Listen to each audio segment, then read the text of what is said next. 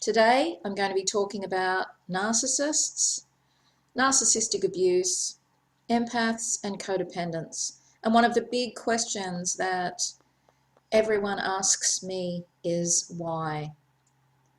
Why did I get myself into this situation?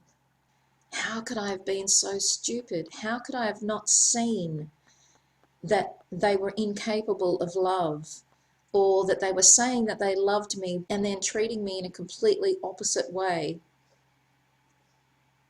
Yep, we all feel like that. So I've got some answers for you today. So here are my thoughts on why.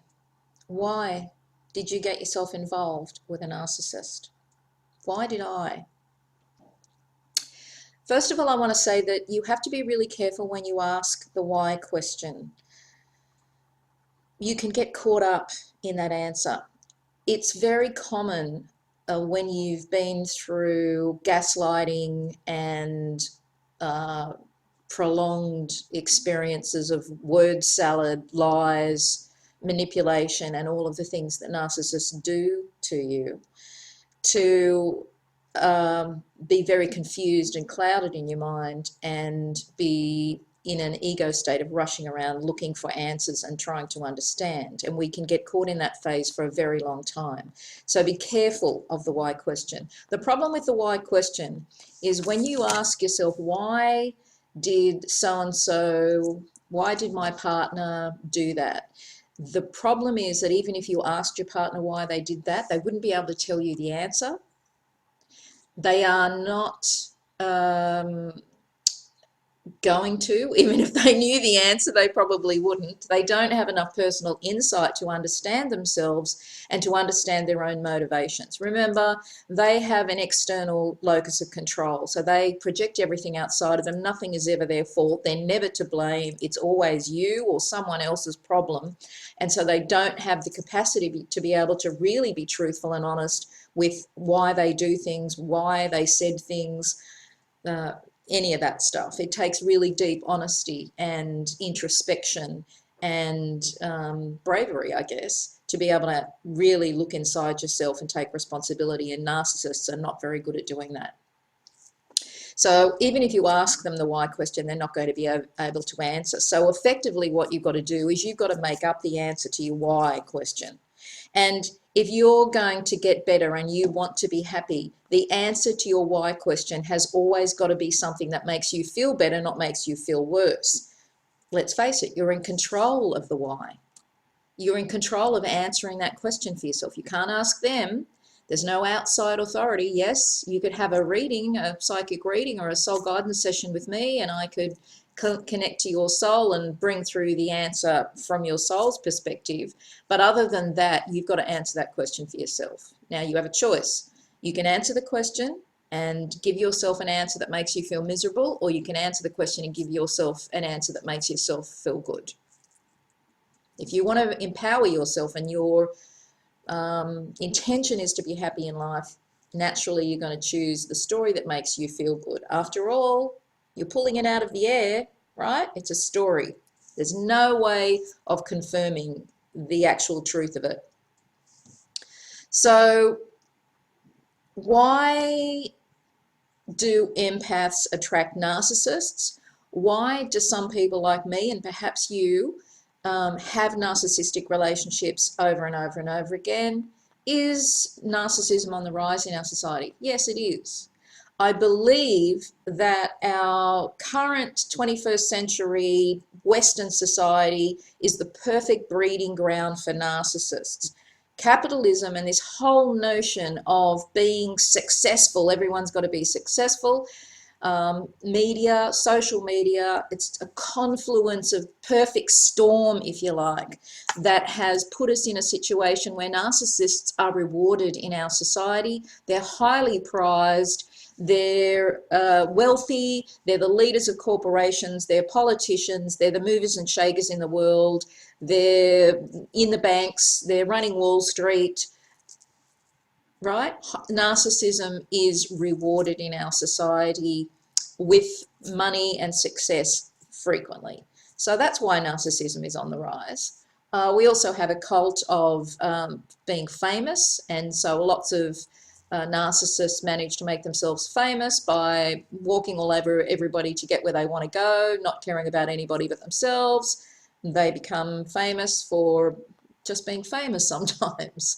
So yes, narcissism is on the rise. But there's another reason I believe that narcissism is on the rise, and that is because if you're going to look at it from a spiritual perspective, what you've got to understand is that we are going through a shift in consciousness on the planet.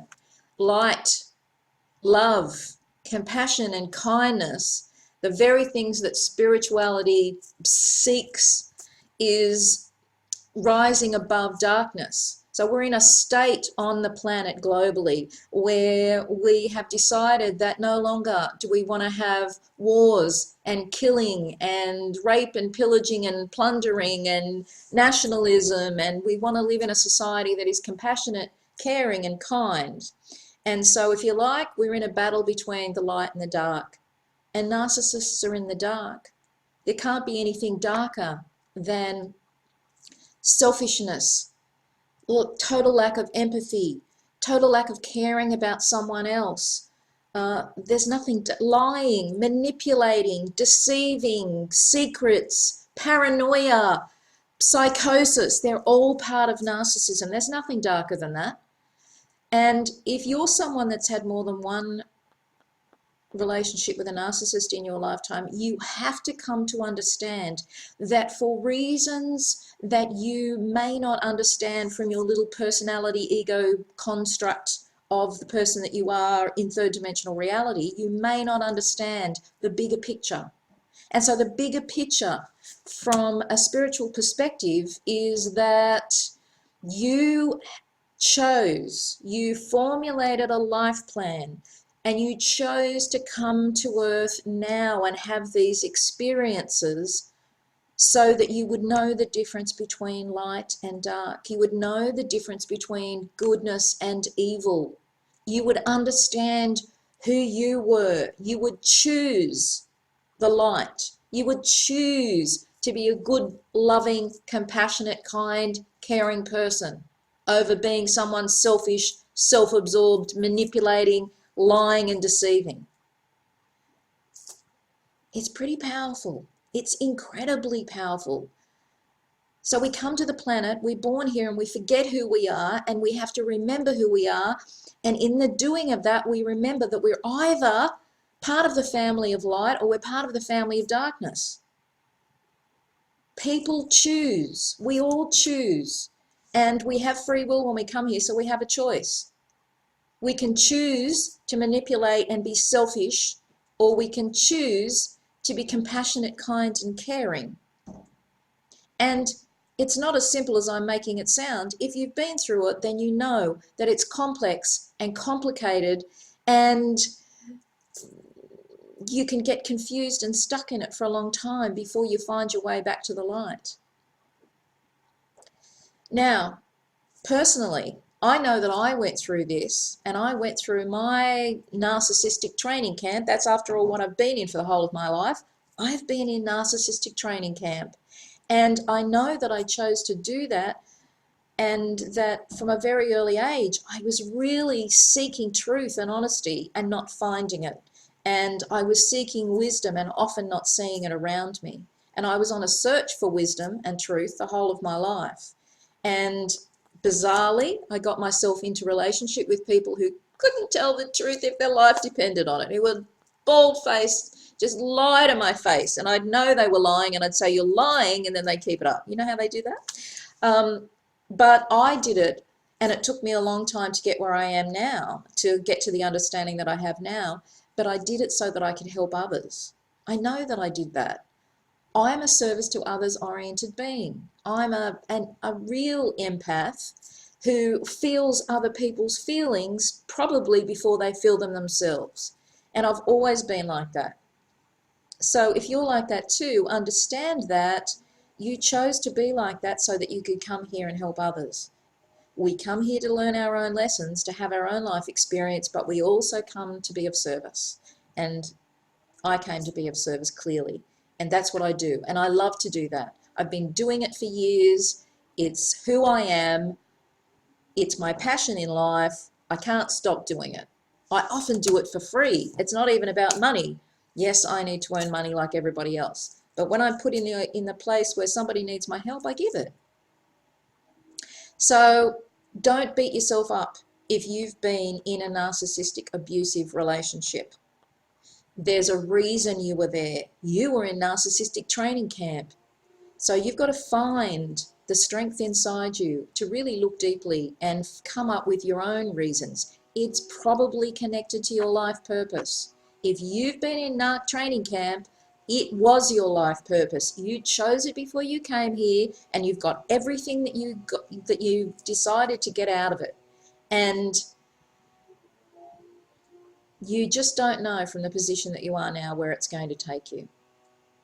Often we can't see the future in our own lives. We can't see our potential and who we're going to become. But trust me, if you've been in narc training camp, you're going to become somebody amazing. You are the family of light, part of the family of light. You are someone who's going to help other people. It was all for a reason.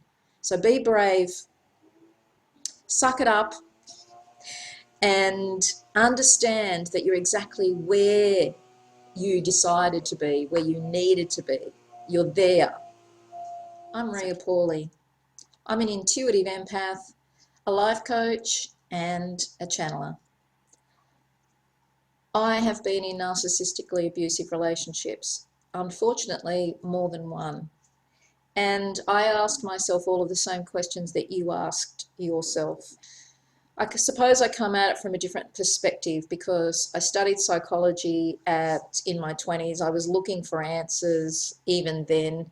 I've become a women's empowerment coach, a psychotherapist, and I work with people all the time that are coming out of narcissistically abusive relationships or just relationships with jerks, and are trying to get their lives back in order. I've walked a few steps ahead of you on the path, so not only can I look at it from the perspective of actually having been in it myself, but I'm very interested in the science behind it. I'm interested in behavior. I'm interested in psychology.